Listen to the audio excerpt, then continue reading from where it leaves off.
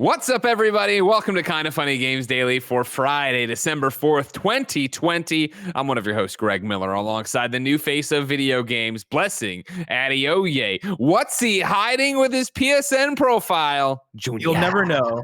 You'll never know. I got a month left of being the new face. Yeah, you're living it up by going out as a disgrace. You know what I mean? Show us your PSN profiles, Merc City 64. What are you hiding in your trophies? I don't understand why people care. You are the new face of video games. People love to watch your journey. They love to be. You're like Santa. They like to check in, see where you are in the world.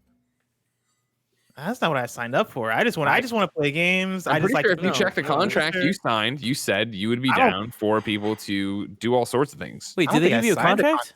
No, I don't think I signed a contract. They've been saying they're going to give me a list of job rules. They only pay me in cash. Also, never done that. Weird. Hey, first off, do you want to pay taxes? Do you want to pay California taxes? No, then you would do it in cash. We pay all our taxes. Auditors out there, like, we're joking. You know what I mean?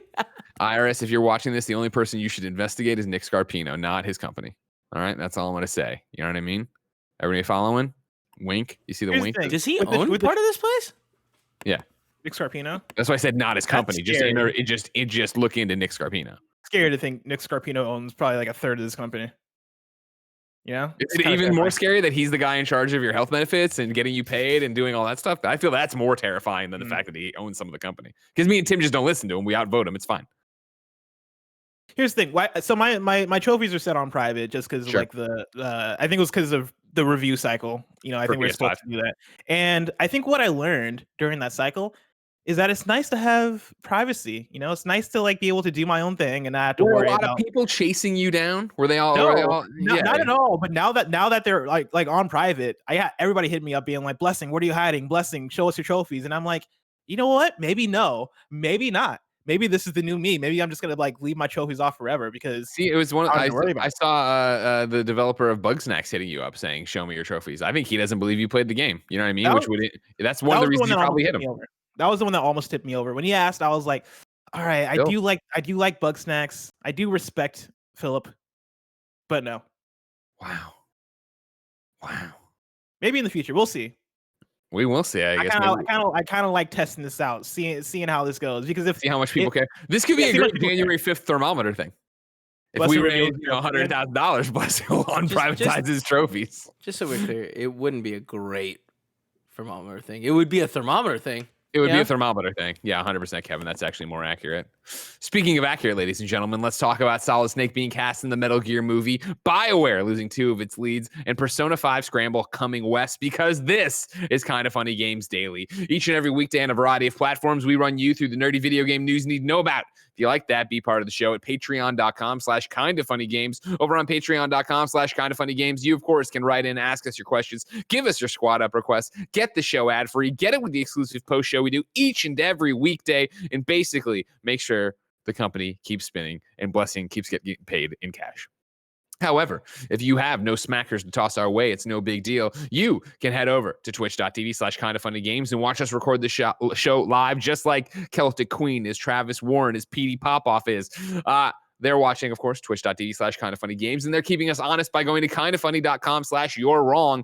You go there as you watch live. You tell us what we screw up as we screw it up, and we set the record straight for everybody watching the show later on youtube.com/kindafunnygames, roosterteeth.com, and listening on podcast services around the globe. Oh, did I mute it? I didn't mute it. I usually use this hand with the wedding ring to knock on the metal of this now, Blessing, but Portillo is sleeping in my lap, and he's got my hand pinned down. When did this smackers thing begin? A few weeks ago, Jen and I were watching something, and I just started laughing hysterically because I was thinking of I had a great tweet, and then I put out that people should go back to calling dollars smackers.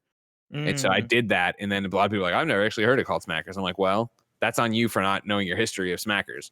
And so now I'm trying to get smackers re-involved in our common. Kevin, do you recall when people used to call dollars smackers? I think it's catching on.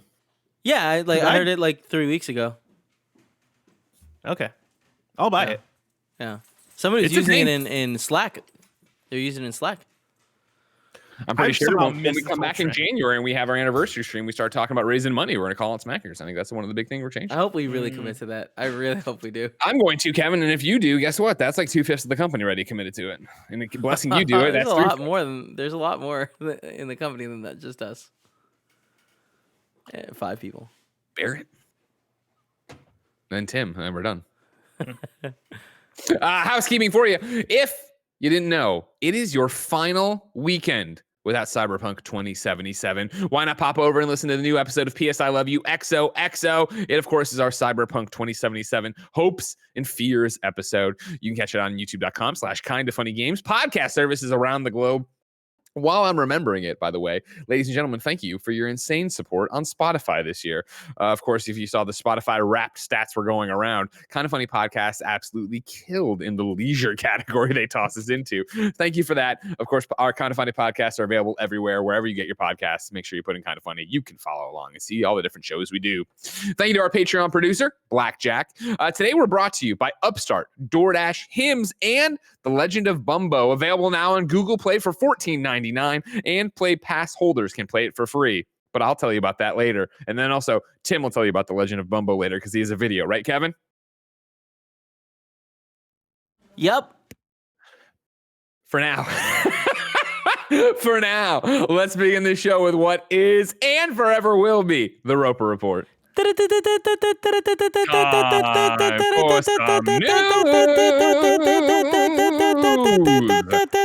5 items on the Roper Report. Baker's dozen. Wow, no, that was like you're like the Sega guy. Give me in the same voice. Say Sega. Sega. I tried too hard to do the Sega voice. Yeah, you sound like Toad. What you did there was you took the voice from the Sega and then you did it with the Sega. Like I need you to, you got to pick a lane on that one. You got to pick a lane. You combine the lanes. I don't think, you know what I mean? Try it again.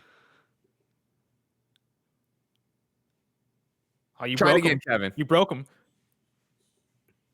I can't. I'm scared. I get scared. You can't figure out which way he wants to go. You have 2 lanes to go in. That was good. I like that. Number 1 on the Roper Report. Oscar Isaacs. Is it Isaacs or Isaac? What did I put here? You had an S there. You had an S there. It's not there. It's there, right? Oscar Isaacs. Oh my God. Oscar Isaacs is set to be Solid Snake in the Metal Gear Solid movie. Wait, no, there's no S. I took it. So I need to take it away, not add it. Yeah, take it away. No, you added an S that wasn't there. Well, I added it when I asked you. In your mind. See, Kevin, when you say add an S, I thought you were saying I had to add an S. I'm saying you added an S. Oscar Isaac is going to be Solid Snake in the Metal Gear Solid movie. This is Justin Kroll at Deadline. Sony's long-awaited Metal Gear Solid adaptation finally looks to have gained some major momentum as sources tell a Deadline that Oscar Isaac is attached to play Solid Snake in Jordan Vogt Roberts' Metal Gear Solid. The film is currently in development at Sony Pictures with Vogt Roberts on board to direct. The film is based, here we go, ladies and gentlemen. Oh, no, that's the next paragraph. Sorry. The film is based on the Metal Gear Solid video game created by Hideo Kojima and published by Konami. The script is written by Derek Conley, one of my favorites. Avi Arad, right? No, I'm fucking that up even now. Got it. I'm falling apart here at the end of this. Avi Arad, right? Is that how you say it? From the Spider-Man movies way back in the day is producing. Peter Kang is the executive overseeing for the studio. The game was first launched on the PlayStation in 1987. Blessing, I'll read it again. The game was first launched on the PlayStation in 1987. Yeah, no, that's way off. They're thinking of are they having that confused with the original 96? They're taking the information from the original Metal Gear and then applying that to Metal Gear Solid. They did a cursory Google. We're like, when did Metal Gear Solid come out? When did the first Metal Gear come out? They found 1987. They're like, oh yeah, and that was a PlayStation game, and then they rolled with it.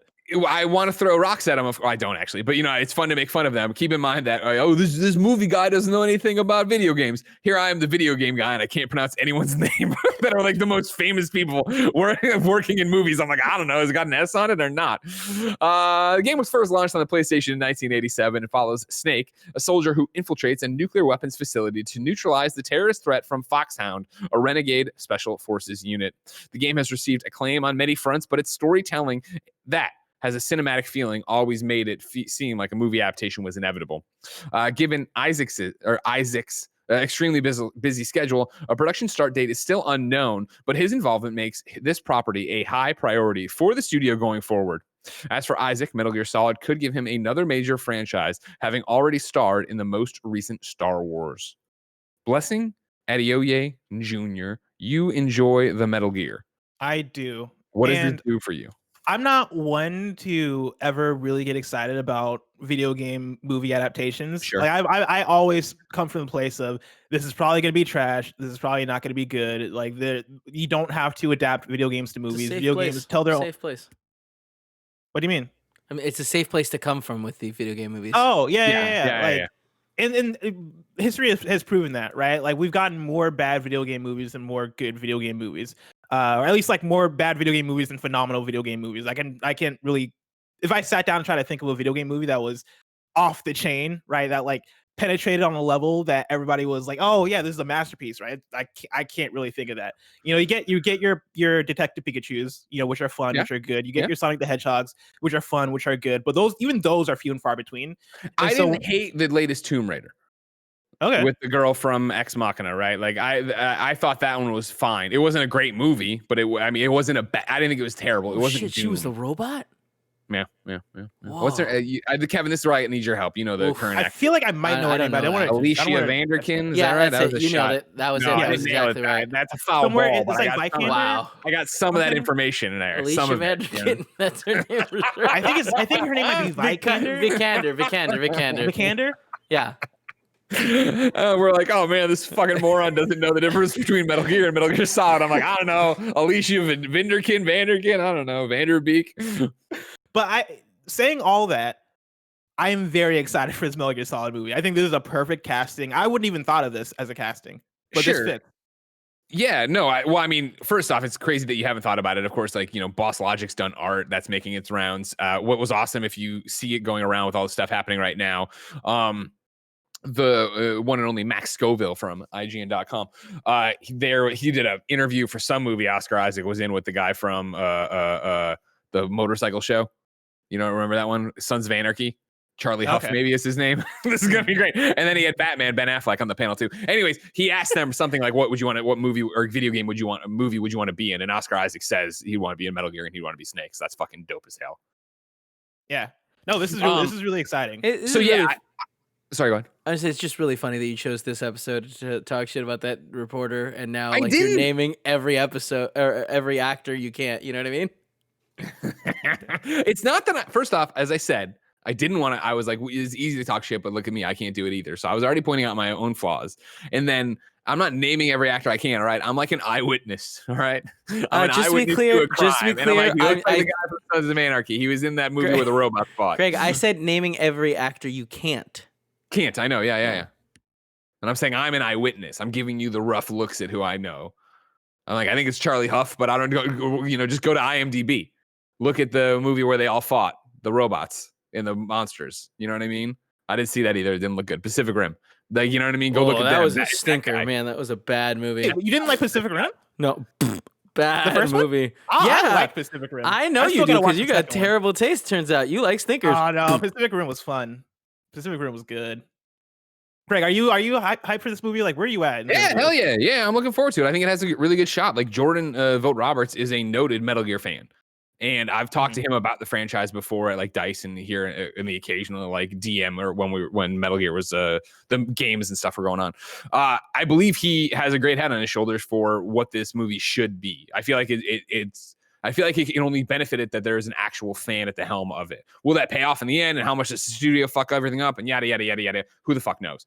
But I know that he actually really does care for the source material. I know that he is close with Kojima. Like, we see photos of them all the time, and they talk, and he's talked to him about this film. You would hope that's a great first, or you'd hope that would be from the start. That's a good sign. And then, you know, to have Oscar Isaac on there, who I really did enjoy in those Star Wars movies. Like, you know, he's a good actor. He's cool. He seems like he's got a good head on his shoulders. I think he looks the part, and I think he's a good actor. I liked him in Ex Machina as well.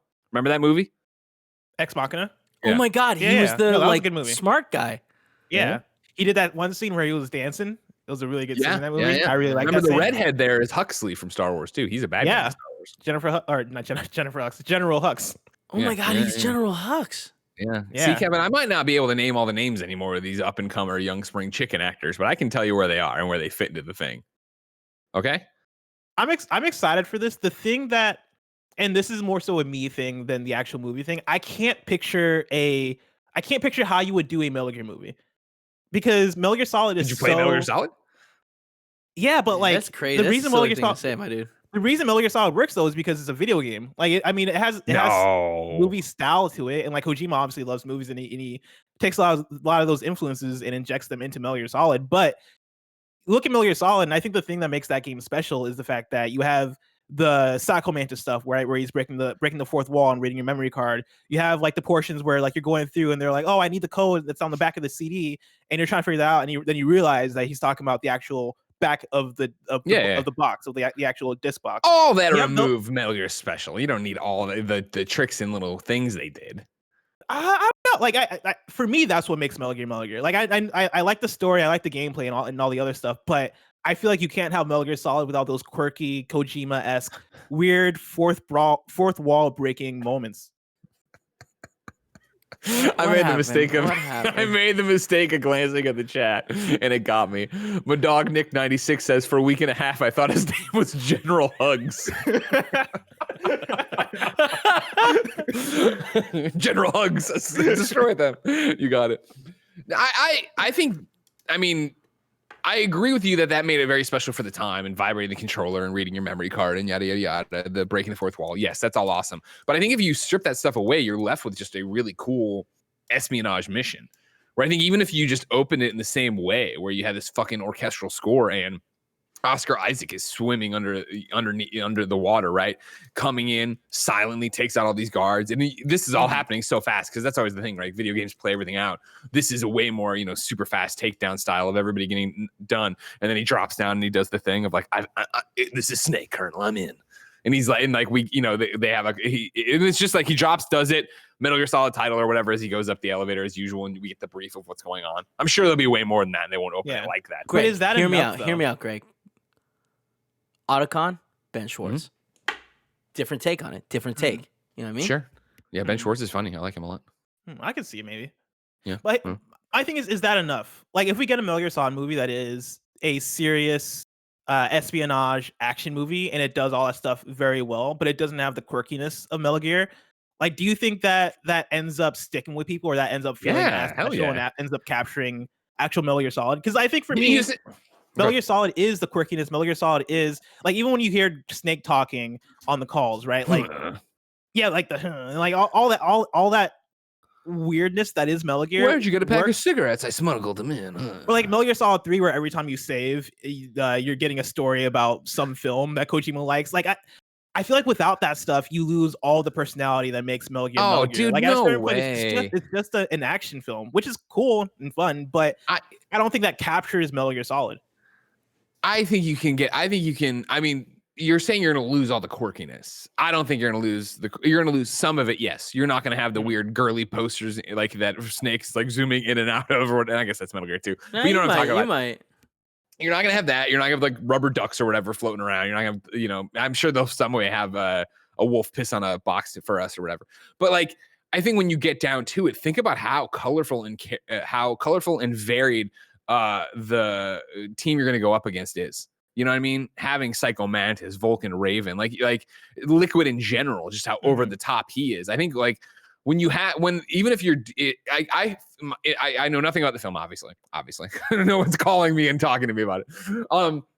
But I feel like if you have the action stylings of like a Jason Bourne, like with that, because that's how I see the frenetic him coming through, throwing people down, doing the throws over his body and shit like that. It all happens super fast. Yes, exactly. CQ, thank you.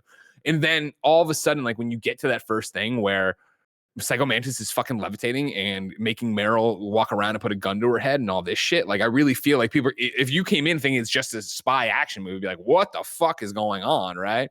And then to have it be like, Vulcan Raven, to have it be DARPA chief who turns out to be decoy octopus, and like all these twists and turns, fucking Revolver Ocelot there spinning it up, getting his hand. But I mean, when fucking Gray Fox comes out of nowhere, there's blood all over the hallway. They shoot like horror. Can you pull all that off in a live action movie? Like in a live action, big budget action movie? Like, will they be able? Because I think part of what makes all that stuff work is, again, like it being a video game and it being this movie style thing, but also very anime in terms of, hey, this is over the top, this is weird, like these people have superpowers, and we're able to convey this because we're working within the confines of a video game. Once that stuff goes live action, can you fit Revolver Ocelot in the same movie as a Psycho Mantis, in the same movie as was it Sniper Wolf? Like, yeah, does that stuff fit together cohesively in a live action sense, in a way that makes sense, and is in a way that doesn't come off as, oh yeah, this is like a weird adaptation because they're taking off more than they can chew.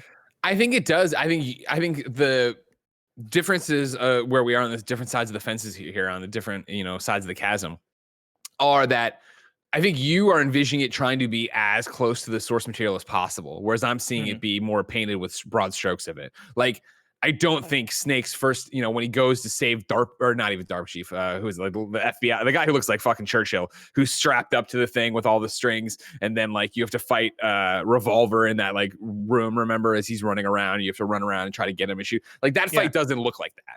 You come in and Revolver's already torturing him, trying to get information to get you the next fucking key card or whatever. And Oscar infiltrates. They have a quick, literally 3-second scuffle where he shoots something and gets away or whatever. And then it's like he takes care of the guy he's supposed to exfil that tells him more and moves it on that way. Mm-hmm. I think it could work. It's obviously a huge, it's a big challenge. Uphill climb. Uphill climb. And I'm very excited for it because I think all of the moves they've been making so far have been the right moves. And getting Oscar Isaac to star as Snake, that is a big get, which tells me that they are taking this thing seriously, or they're trying to make it as big as possible. And so I'm excited for it. I'm very curious about it and curious to see how they pull it off. But it is going to be a big challenge trying to portray this huge nonsensical action story. And if they're able to pull it off, it's going to be magnificent, because Metal Gear Solid is magnificent. What I find interesting about it is, we always say, oh man, and I know not always, but a lot of people always say, oh man, why can't video games be more like movies? Movies tell you as soon as something like this happens, as soon as the scripts get optioned, as soon as, and then, games, they keep it all so close to the vest till 6 months out, a year out, whatever it is, depending on who you're talking about, Duke Nukem. But my main question, whenever I hear video game movie news, is this actually going to happen? Oscar Isaac has been signed, or is going, sources say he's going to be Snake in it, right? Deadline's article continues with this. Even as the industry slowly gets back into production due to the COVID-19 pandemic, Isaac has been busy setting his future slate in recent months. He is set to star in HBO's Scenes from a Marriage opposite Jessica Chastain, followed by playing the title role in Marvel's Moon Knight for Disney+. Isaac will next be seen in the much-anticipated reboot of Dune and Paul Schrader's The Card Counter. He is also set to star in and produce the adaptation of Brian K. Vaughan's Ex Machina comic retitled The Great Machine, and star in Ben Levinson's Francis and the Godfather alongside Jake Gyllenhaal.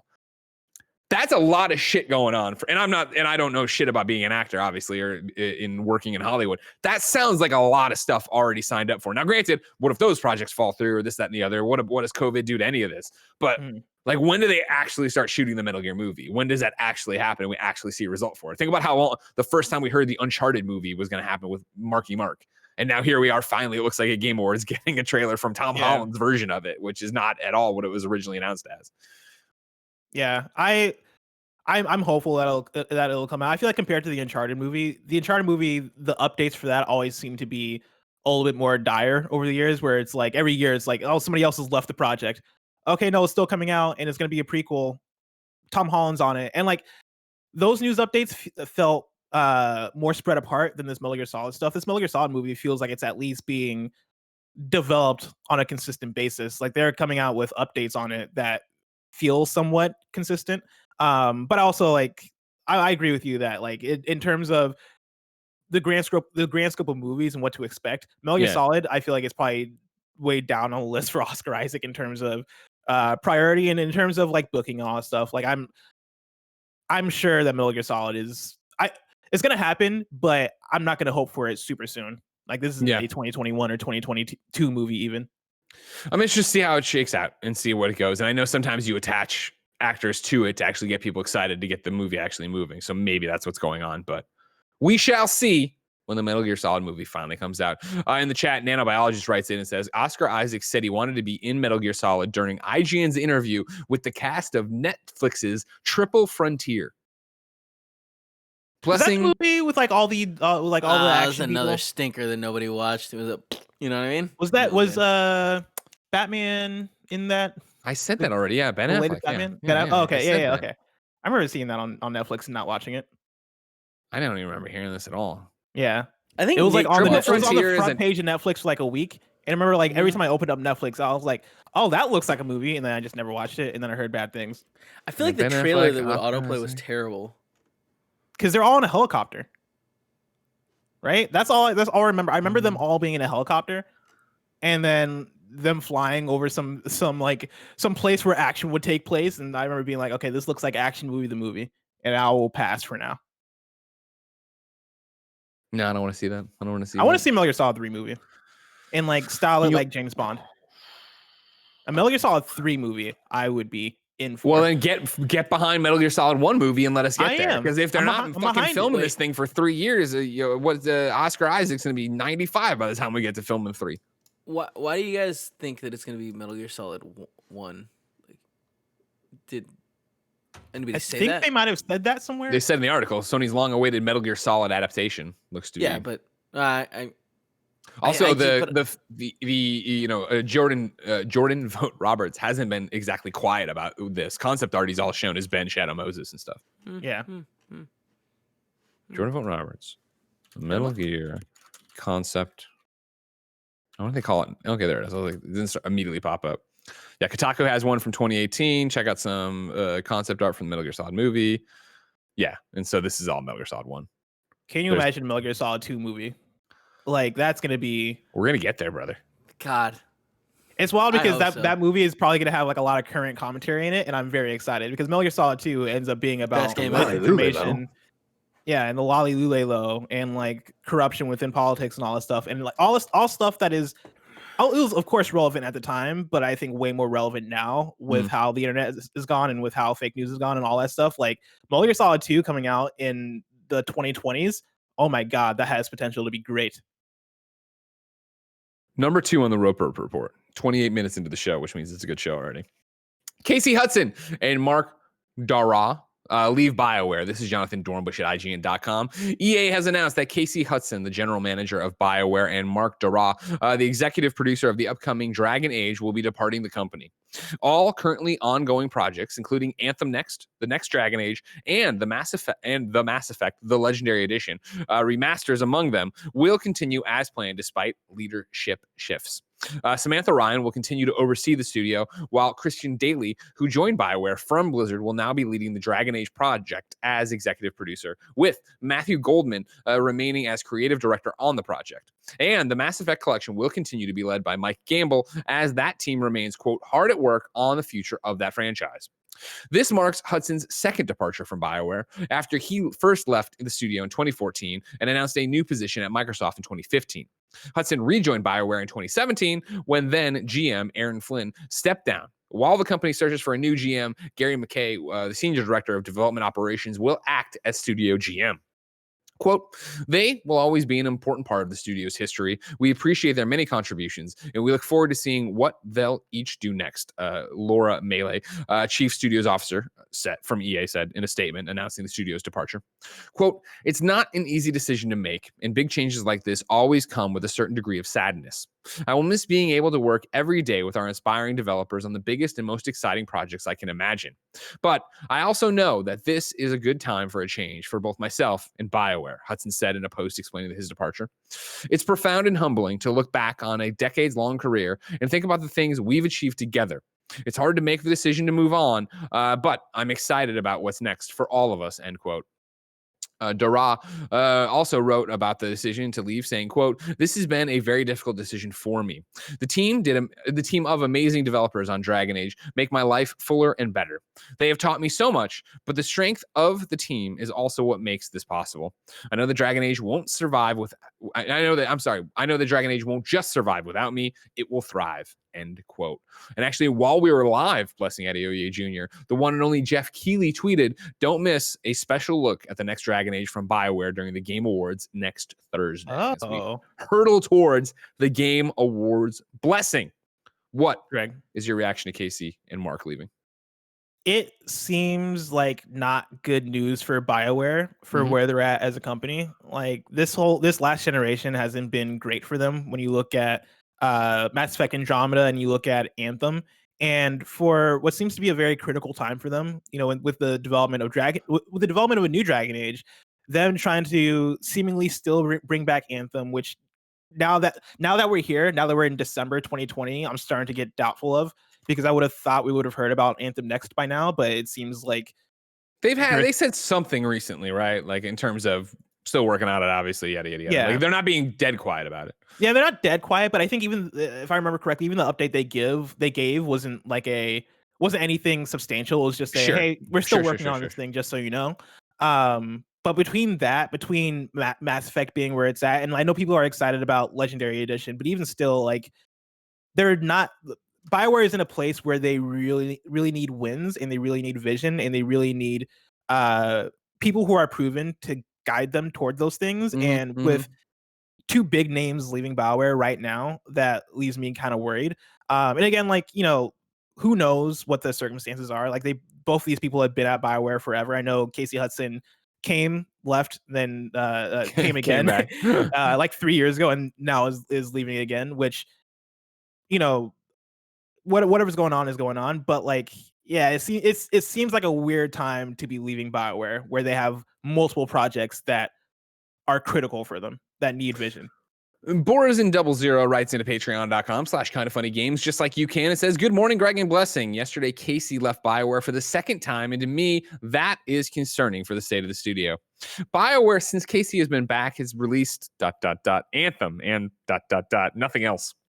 While personally, I don't think Casey could have saved Anthem. He did command respect from BioWare fans as a whole, but with him and Mark leaving, is this just a sign that the studio is at a turning point? While I personally have felt BioWare being a shadow of their former self, can new blood bring a new renaissance to the studio, or did they just get sick of EA's bullshit and leaving the studio is just another nail in the slowly forming coffin of BioWare?"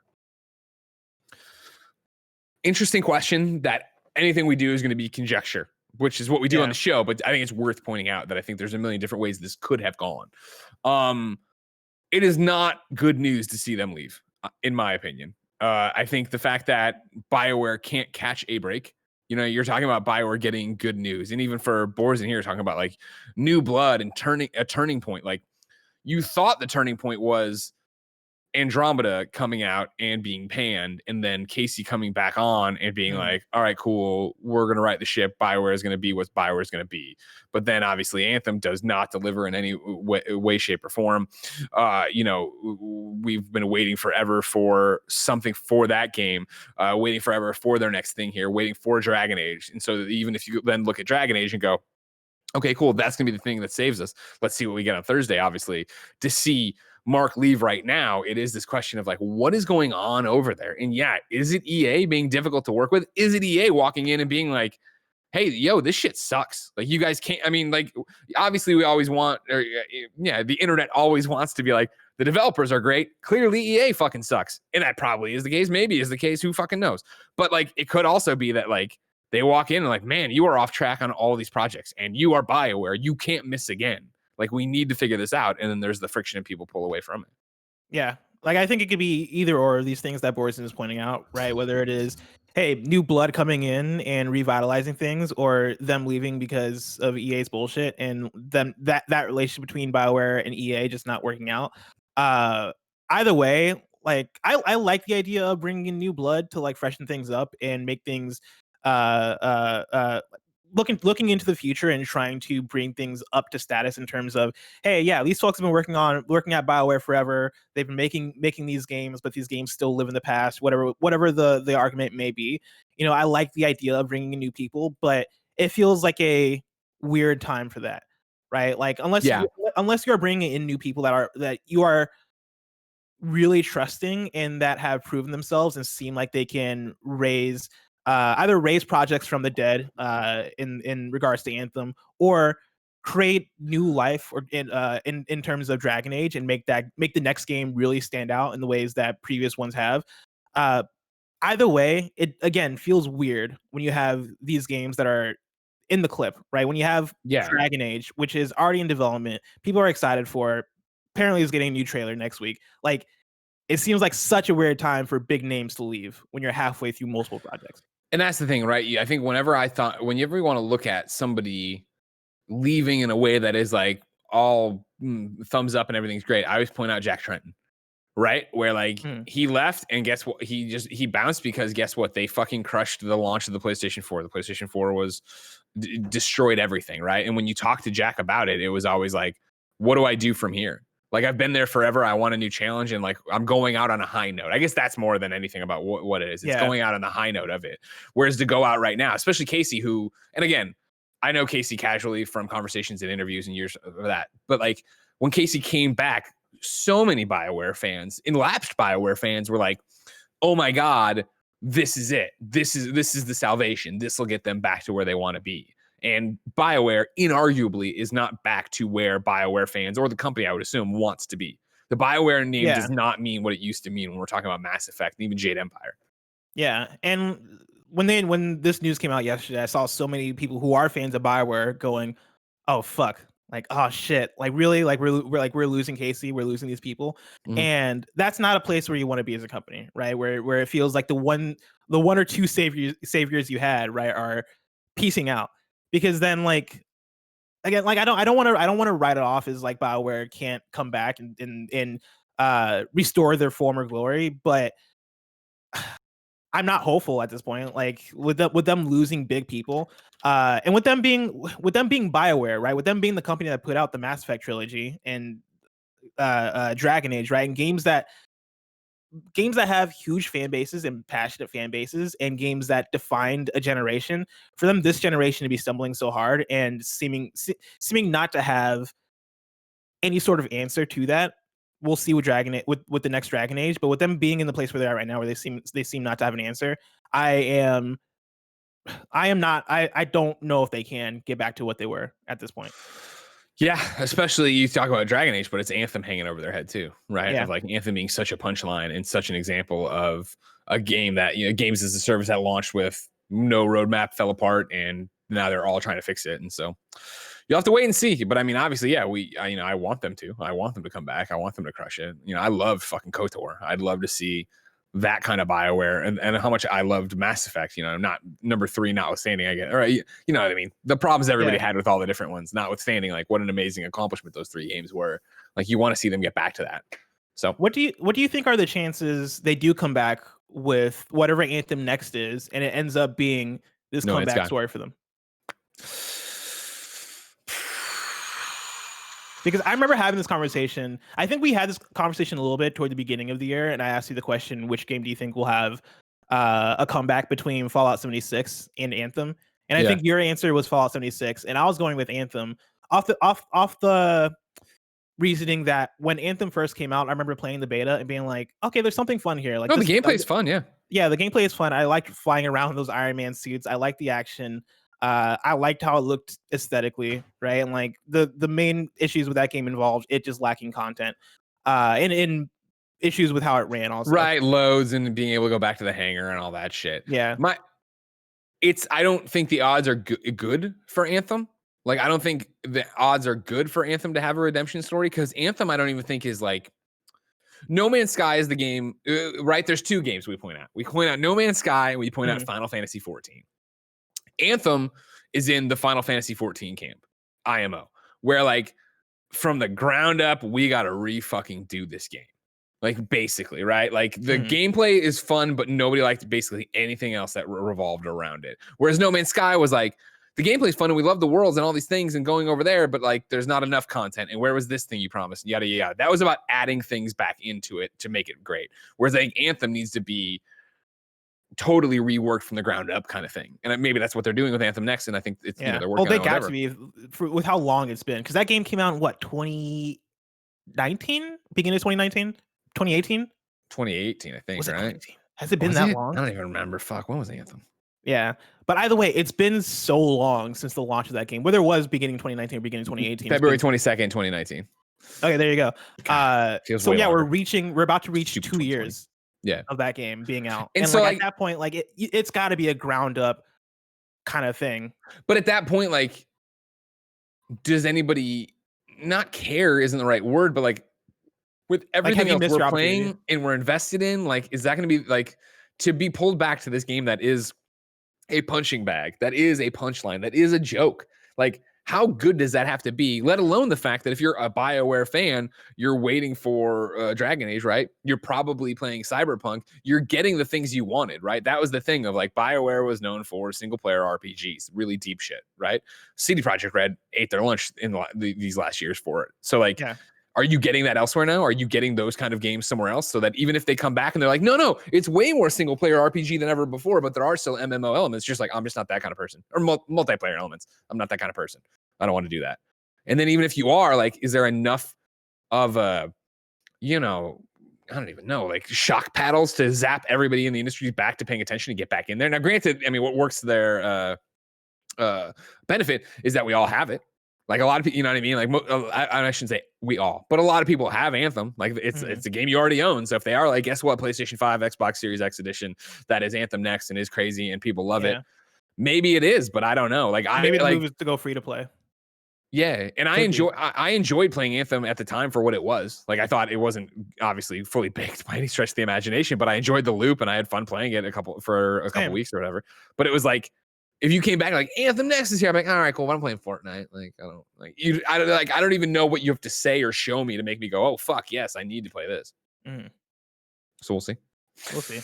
Number 3 on the Roper Report, Persona 5 Strikers is coming west. This is tipped off to me by Wario64. It looks like Sega Atlas published a trailer by accident. They unlisted a video, but everybody found it, revealing it. February 23rd, 2021 will be the release date for Persona 5 Strikers. It's coming to PlayStation 4, Switch, and Steam.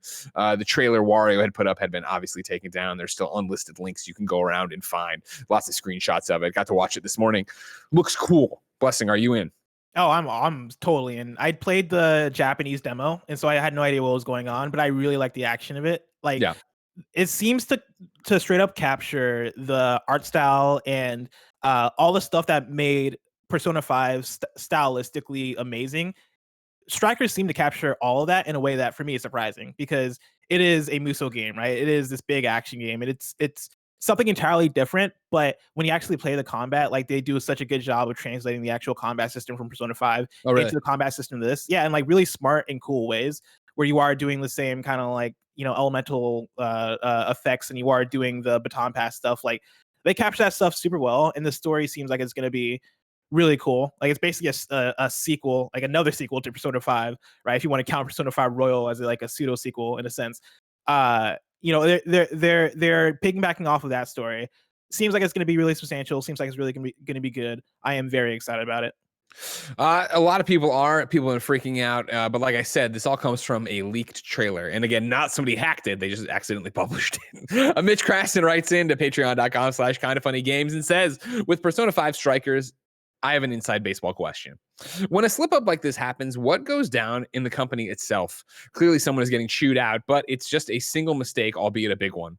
Also for Greg, isn't this time between and before Cyberpunk a perfect time to revisit your Persona 5 notes and continue that? Just saying. No, Mitch, it's not. Getting geared up to go play however many hundred of hours of Cyberpunk, it's not a great idea to be like, well, I'll put in 5 hours of Persona 5 Royal and read my notes and stuff like that. It's more of a time for Fortnite and grinding with Kevin. Ain't that right, Kevin? Yeah. Thanks, Kevin. In terms of what's going on inside baseball with the trailer, who knows? Here's what I'll tell you right now: is that depends company by company. Is this person's first mistake? Is it something that got scheduled? Was it somebody said the wrong thing? There's a million different ways to go. Who the fuck knows? What I can guarantee you happened was a very big apology from Sega Atlas to Jeff Keighley, because this had to have been a Game Awards thing. This had to have been a Game Awards trailer, and it might still be. Obviously, like he's planned a show and built around it, and like, all right, well, we're this close. And I saw the chat right here as we said this. For me personally, this news is like, you all saw this happen last night and this morning, right? And then I saw the chat freak out that they hadn't seen it. So there's still a whole bunch of people who have not seen this trailer. But for sure, there was I bet it was knowing how Jeff is. I bet Jeff is the first person who hit them up. And then they came back and like, we're so sorry, and yada, yada. But like, this is this is our industry. You saw it all week long with Kratos leaking in Fortnite, Master Chief leaking in Fortnite. Like, no, there's too many fucking balls in play. Wait, did Master Chief leak in Fortnite? Yeah, yesterday. Thanks for watching the show. Oh, I didn't realize it was I was catching up on the show. I was listening to Wednesday's episode this morning. After this, I'll listen to Thursday's episode. I catch up. That's really cool. God, I hope he's lying. I hope you're lying. I hope you're not doing that. No, I legit I wanted to listen to both episodes this morning, but I ended up playing Fortnite with Joey and Barrett, and it was a great time. Twitch.tv/KindaFunnyGames Fortnite mornings. I forgot what it was that you oh no, in the Wednesday episode at the beginning, you're talking about how me and Imran during the post show didn't know that Eddie Vedder did the last part 2 song. If I ever were to lose you, I'd Why would we know that? Lose. How would you not know that? It is the narrative backbone to The Last of Us Part 2. I don't know who Eddie Vedder is. Dude. I know he's like what in Pearl Jam? Again, why are we dragging this up again? Why is it that I don't know who Cactus Jack is? I don't know who Cactus Jack is in the musical world. That's a big deal. You don't know Eddie Vedder. I'm supposed to let it go. Because Cactus Jack is Cactus Jack. He's Travis Scott. I was in the shower this morning. I had you guys doing the podcast, and like as I'm like lathering myself with soap, I hear my name come up because I don't know who Eddie Vedder is. Because I want you to know the exact situation I was in. All right. I want you to know the exact state I was in when I got upset. I was in the shower, lathered up, and I was very upset about it. Very mad. Very upset. Narrative backbone. You know, because you're dragging my name through the mud when you don't know who Travis Scott is. You finished the fucking game. But isn't Travis Scott like new? Like hasn't he been doing music for like 2 years? He's been doing music for like 10 years. You add the Pearl Jam song to your Spotify. You know what I mean? You say you listen to the podcast. You listen to the spoiler cast I did with all of Naughty Dog. I did not We talk about it there. And you're the new face of video games, you know? Sickens me sometimes. Number 4 on the Roper Report. Actually, you know what? We're deep in the show.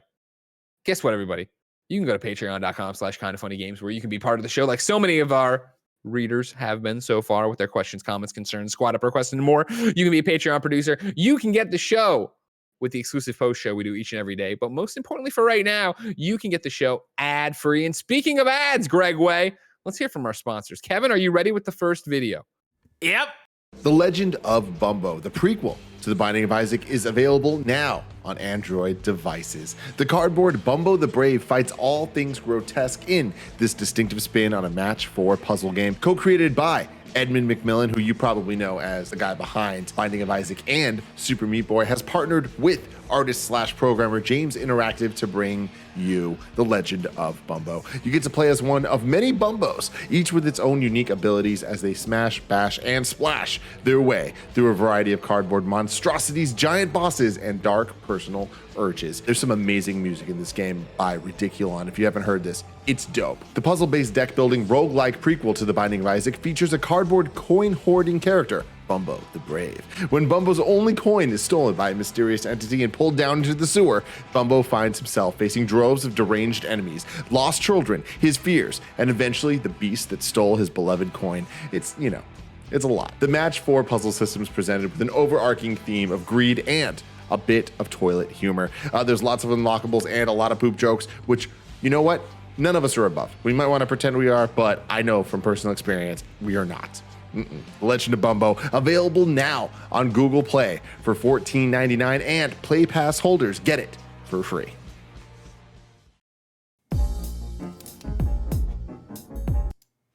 Thanks, Tim. Our next sponsor is Upstart. There's a lot of economic chatter right now, but the state of the market, is it recovering? How long will it take? Have you seen the worst of it? But if you're struggling to pay off high interest credit card debt, you can't wait for those answers. You need to take action. Now with Upstart, there's actually something you can do today to help fight off high interest credit card debt. Upstart is the revolutionary online lending platform that knows you're more than just your credit score. Unlike other lenders, Upstart can reward you based on your job history in the form of a smarter rate. Upstart lets you skip going to the bank because it's completely online. They offer loans from $1,000 to $50,000, so you can consolidate your debt into one easy fixed rate payment. Upstart makes it fast and simple to check your rate. Since it's just a soft pull, it won't affect your credit score. The hard pull happens if you accept your rate and proceed with your application. The best part, if your loan is approved and accepted, most people get their funds the very next business day. Over 500,000 people have used Upstart to pay off credit cards or meet their financial goals. Free yourself from the burden of high-interest credit card debt and get back to using your money your way with Upstart. See why Upstart has over 6,000 five-star reviews on Trustpilot, and hurry to upstart.com/KFgames to find out how low your Upstart rate can be. Checking your rate takes just a few minutes. That's upstart.com/KFgames. Your loan amount will be determined based on your credit, income, and certain other information provided in your loan application. Not all applicants will qualify for the full amount. Again, upstart.com/KFgames. Up next is DoorDash. Between a never-ending laundry cycle and incoming emails, you've got plenty on your to-do list. Give yourself one less thing to worry about and let DoorDash take care of your next meal. DoorDash is the app that brings the food you're craving right now, right to you. Ordering is easy. Open the DoorDash app, choose what you want to eat, and your food will be left safely outside your door with the new contactless delivery drop-off setting. With over 300,000 partners in the US, Puerto Rico, Canada, and Australia, you can support your local go-tos or choose from your favorite national restaurants like Chipotle, Wendy's, and I almost said Wendy's, and the Cheesecake Factory. Many of your favorite local restaurants are still open for delivery. Just open the DoorDash app, select your favorite restaurant, and your food will be left at your door. Jen and I did this last night. She wanted Indian food, and so we did it. And I had a bunch of wings and naan.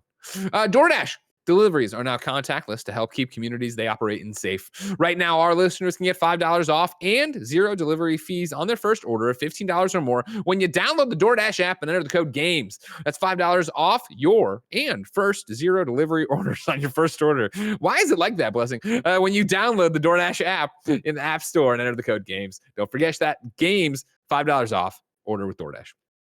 And finally, it's Hims. ForHims.com is all about men's wellness. We all know the story. Andy and Nick wanted to maintain their own wellness, so they looked at Hims for their hair. They wanted to keep it beautiful, healthy, and full. We can confirm it's beautiful, healthy, and full. Through Hims, you can also get prescription medication that treats erectile dysfunction. Real science, real solutions. This could cost hundreds of smackers if you went through a doctor or pharmacy. Not so with Hims. Hims makes it simple and affordable. No embarrassing conversations, no expensive appointments. Just answer a few questions online about your medical history, and a provider will confidentially review. If approved, your medication is shipped directly to your door in discreet packaging, and shipping is free. No more searching online for answers to questions about erectile dysfunction or sexual wellness. Just go to your Hims account and ask a medical professional you trust. Try Hims today by starting out with a free online visit. Go to forhims.com/funnygames for your free visit. That's forhims.com/funnygames, FORHIMS.com/funnygames.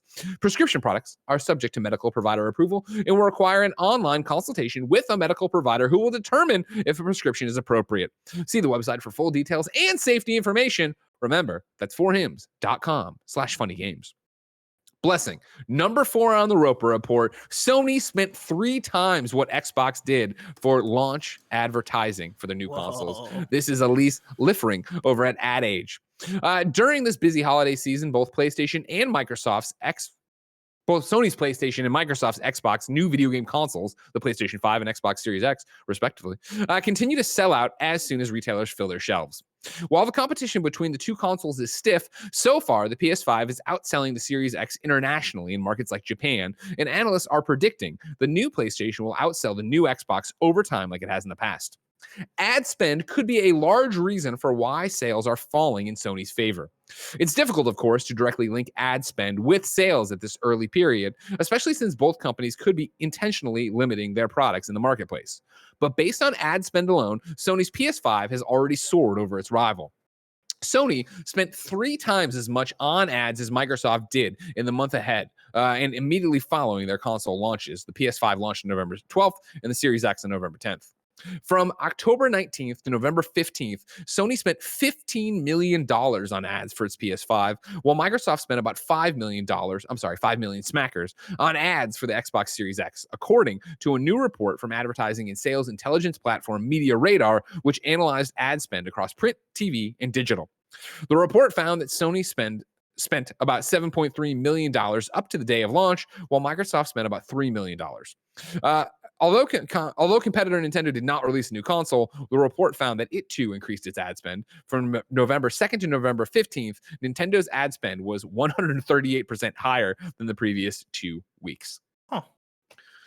Blessing, what do you take away from this? It's one of those, it's fun to read something from an ad site that doesn't truly understand, I think, where games are right now or whatever, because like these things are going to sell it no matter what, like, you know, however many ads, like, but it is interesting, I think, to extrapolate back. You and I have talked about how PlayStation 5 seems to be dominating the conversation, where it is everybody talking about PlayStation 5. It feels like both, and we mean, you know, obviously people in our circles are talking about both things, but in terms of what you're seeing on your TikToks, what I'm seeing from my friends who are hitting me up asking questions about the new consoles, it's all PS5, and I wonder how much of that is because of advertising. Yeah, no, I do wonder when they mentioned in the article that ad spend could be a large reason why sales are falling in Sony's favor, right? Like my immediate inclination was to go, well, I think sales are falling to Sony's favor because they already have the built-in audience that are probably transitioning from the PS4 to the PS5, but then also the promise of software is I think they're more on the Sony side than on the Microsoft side. Sure. But when we talk about ads and we talk about conversation, we talk about mind share in the wide public consciousness, right? That goes beyond us who are tuned into the video game space. Yeah, I could see that. Like, I could see the fact that people are talking about the PlayStation 5 as as an upgrade console over the Xbox Series X because it is a more tangible thing. Like, I wonder if there is a specific reason why Microsoft didn't have more ad spend, and I wonder if that kind of goes back to the whole we don't believe in generations thing, right? And they're treating it as a more incremental thing. I think and I it wonder goes. how much I of it think goes back. I think it goes to them not having Halo. That was the next one I was gonna say. Yeah, and I wonder how much ad spend would be if they had Halo at this. I think you have that giant ad spend, budgeted out, and I think that you lose and I'm not even talking shit for real. You lose the launch game, right? You lose the launch game for this console. You just back off and you wait and you do this crazy ad spend when you have it. So people have because think about it. It's always sound bites, right? It's always like, what is the reason to go buy this right now? And granted, Assassin's Creed Valhalla was marketed hand in hand with it, but also that was its own ad spend going on, where Assassin's Creed ads ended with Xbox Series X, right? So like it's already kind of happening over there. Why push it then when you can push it now? Sony's spend makes sense because there's so many games they're trying to promote and get into your hands and make sure you understand what this is. Exactly. Yeah, and Halo, like right now, if I've not been like watching TV too consistently, and so I don't know how the ads are looking as far as these console ads. But if I had to visualize an Xbox console ad versus a PlayStation console ad, right? Like a PlayStation, I think speaks for itself as far as, oh yeah, Miles Morales, Demon Souls, Bug Snacks, like the list goes on. Whereas Microsoft, I feel like has less of that new fresh thing identity. Like it would be your third party games, it would be your Assassin's Creed Valhalla that are leading that charge. As opposed to if we were living in the timeline where Halo came out this fall, like I think that would be all over the place. Like Halo would be the thing that you see at in every Xbox ad, and that would be dominating, right? Like billboards and all that shit.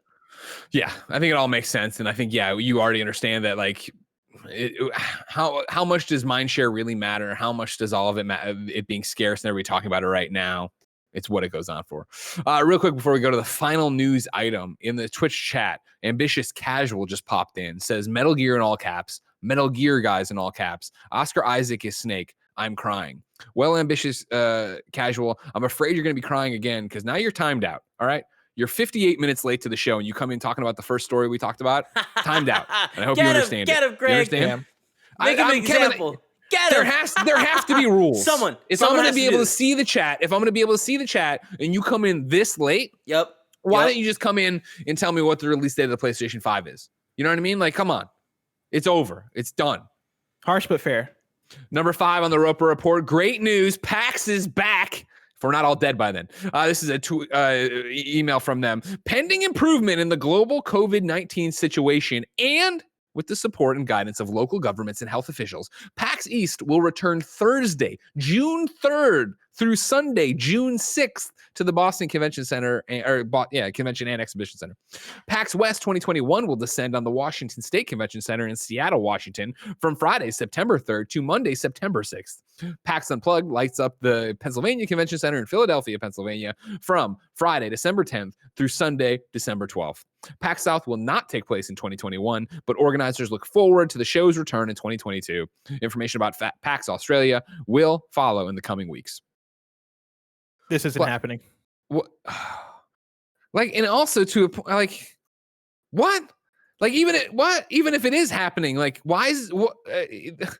If the world's back to normal, which I really doubt it will be, I sincerely doubt it's going to be back to normal when we get to June, where it's like, I want everybody's getting on a plane, come in here. Like, are you going to see like, vaccines are out? Great. Are we going to have to bring vaccine records? Like when I try to bring Portillo on an airplane, am I going to have to bring my vaccine record to show to people at PAX to get into the fucking PAX thing? Like, all that aside, June 3rd through June 6th for PAX East. Oh yeah, that's a weird time. A week before E3, if E3's back in this weird world we're living in, is E3 dead? Who the fuck knows? I know I'm just talking about a whole. Well, come on, we're not even out of 2020 yet. Numbers are going through the roof. Everybody's coming back and killing their grandmothers from Thanksgiving. Come on. Yeah, like even if next year we get into a point where things are starting to normalize a bit with vaccines and stuff, like PAX is such a big event, and I don't think we'll be at the place by next year where we're able to have an event with thousands and thousands of people packed into a space, like an enclosed space. I don't think we'll be there, and so maybe 2022 we'll see, but not next year. And that's the other thing too, is even if it is open, even if they do this in local authorities and yada, like, do you feel comfortable going? That's the other question, right? Absolutely like, I don't want to go. I don't want to go. I don't want to do that. Not in a building with thousands of people Yeah. packed in with each other, playing video games, sharing Eating controllers, those gross pretzels, eating the gross pretzel, convention pizza, putting the on chicken VR fingers. headsets so they can demo, I don't know, Astrobot 2. No, I'm not doing Oh that. man, is Astrobot 2 coming out next year? Man, I hope, man. Maybe not next year, but maybe if like it does, I with all due year. respect, I love my PlayStation VR. I hope it's not VR. I hope it's just. Oh, you know, same. Yeah. okay, No, cool. they Just put make out sure. Astrobot 2. Just put it out as a regular platformer because that would be a masterpiece. I know you can't wait for Astrobot 2. You know I can't wait for Astrobot 2, but Astrobot 2 is so far away. If I wanted something more immediate, say what came to the mom and grop shops. Where will we go? You would go to the official list of upcoming software across each and every platform as listed by the Kind of Funny Games Daily Show hosts each and every weekday. Yeah. Dark Complete Edition is on Xbox, PlayStation, and PC. Dragon Quest 11S, Echoes of an Elusive Age, Definitive Edition, Xbox, PC, and PlayStation. Duck Life Adventure on Xbox. Guntastic on Xbox. JCB Pioneer Mars on Xbox. John Wick Hex on Xbox. Nine Witches Family Disruption, Xbox, PC, Switch, and PlayStation. Ruinverse, Xbox. Shoot 1-Up DX, Xbox. Sleepin' Deeply, Xbox. Steampunk Tower 2, Xbox. Commandos 2 HD Remaster is on Nintendo Switch. And technically it's out yesterday, but since we were last live, the Kratos Fortnite skin is confirmed real, and you can get it in the Fortnite item shop, just like I did. Did you buy it, Blessing? Oh, yeah. No, I was playing with it this morning. I love the Kratos Fortnite skin. Looks good. Greg, with the Super Nintendo World opening in Japan, when do you think that Japan trip might happen for us? I understand us skipping 2021, but like it's gonna happen though, right? Like 2022. Sure. I mean, let's see how the world nets out. You know what I mean? Yeah. I'm down. I got to see what these monoliths are about first. Then I'll see if I'm going to get into playing, because I don't need these Why are silver you scared things of the around. monoliths? In the I'm not coming scared, Kevin. I'm just saying we need to know what they are. New dates for you. The release date for season 1. Yeah, the release date of season 1 across the new Black Ops Cold War and free-to-play, for everywhere, Warzone has been moved from December 10th to December 16th. To thank players for their continued support and patience, Treyarch will be enabling double XP and double weapon XP in Black Ops Cold War from 10 a.m. Pacific time, Saturday, December 12th, until the launch of Season 1. Meanwhile, Twinfinite reports that Valkyria Chronicles 4 will be made available on Google Stadia next week. Blessing, we ask people to go to patreon.com/kindoffunnygames where they can get the show ad-free, write in with their questions, and write in with their squad up requests. I read them here. People come and find them, and everybody plays games together. Today, a Kind of Funny Games Daily celebrity needs help. Jeffrey P Long writes in and needs help on Xbox. His username is Jeffrey P Long. All the spaces there as normal. JEFFREY space P space Long. And he says, "Hey hosts, nice clothes." Thank you. Oh, thank you. I have a little bit of a problem. I really like playing Human Fall Flat, but I already have all the achievements for it, so I don't have a reason to keep playing. If any Kind of Funny best friends need help with the achievements, or just like playing around in Human Fall Flat or Gang Beasts or anything else, shoot me a friend request and let's play some games. That sounds like you. Hit up Jeffrey P Long on Xbox. In real life, he's known as Jeffrey P Long. Jeffrey signs off by saying, also, Kevin is doing great today. Please consider awarding him a gold star on my behalf. Jeffrey P Long, I agree. Kevin gets a gold star. We ask people watching live on twitch.tv/kindoffunnygames to go to kindoffunny.com/you're wrong and tell you what we screwed up as we screwed it up. I'm looking through a lot of editorializing. Stuff going on here. And then this guy we're nothing wrong. A few things to look into. Ladies and gentlemen, believe it or not, this is your final Kind of Funny Games Daily show for the week. We will be back on Monday. No, we're back on Monday. Still got more episodes in December. 2 more weeks of Kind of Funny content before we knock off for holiday break until the new year with our big anniversary. Next week's hosts are right now a normal week. Monday, Blessing and Tim. Tuesday, Blessing and Imran. Wednesday, me and Gary. Thursday, me and Tim. Friday, me and Blessing. But we will see how that actually happens. If you're watching live on twitch.tv/kindoffunnygames, just like you can, next after this is going to be Screencast, where they talk the new episode of The Mandalorian. But if you want to keep following our adventures, you can go to patreon.com/kindoffunnygames, where we're about to do a post show about what's going on in our lives in video games. Until next time, ladies and gentlemen, it's been our pleasure to serve you.